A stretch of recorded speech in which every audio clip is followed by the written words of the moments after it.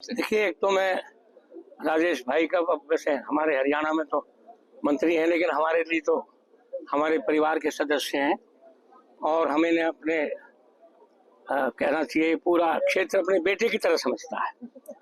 तो एक तो इनके प्रयासों की जितनी प्रशंसा की जाए उतना कम है।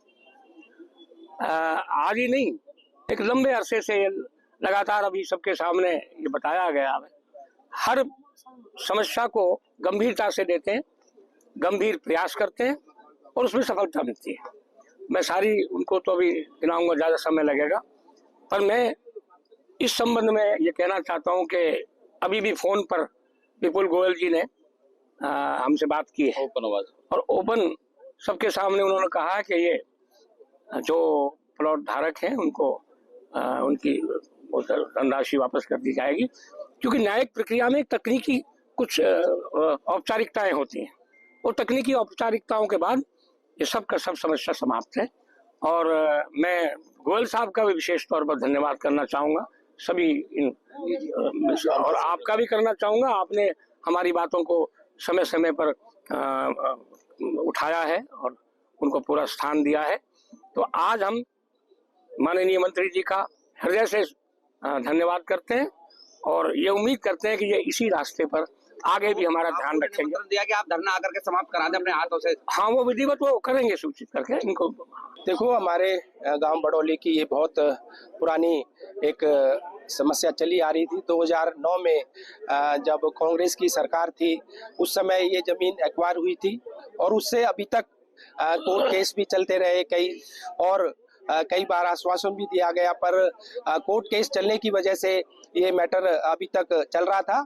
अभी हमारे मुख्यमंत्री श्री नायब सैनी जी से हमारे ग्रामवासी मिले, जाकर उसमें अपनी मांग रखी। तो उसी मांग को लेते हुए मैं हमारे मंत्री श्री विपुल गोयल जी और मैं मुख्यमंत्री जी से मिले और उन्होंने खुल्लर साहब को कहा कि भी इसका कोई हल निकालें।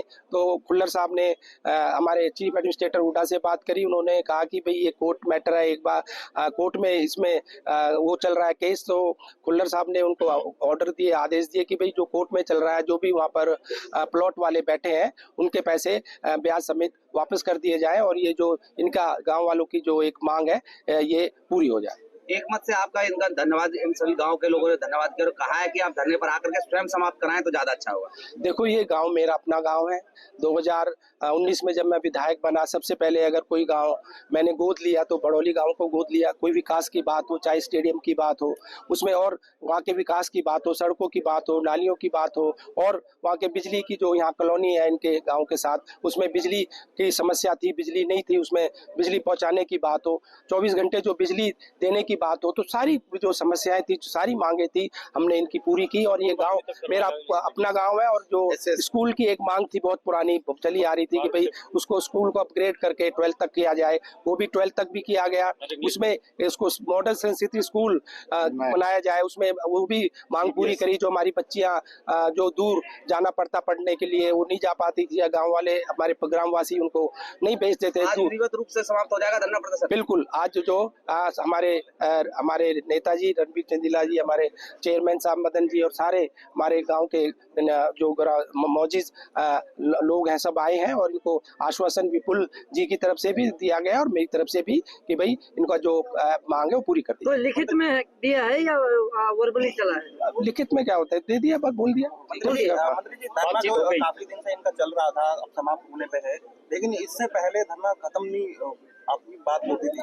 देखो, ये कोर्ट मैटर था, कोर्ट मैटर की वजह से इसमें समय लगा। 16 तारीख के कोर्ट में इसकी चल रही थी।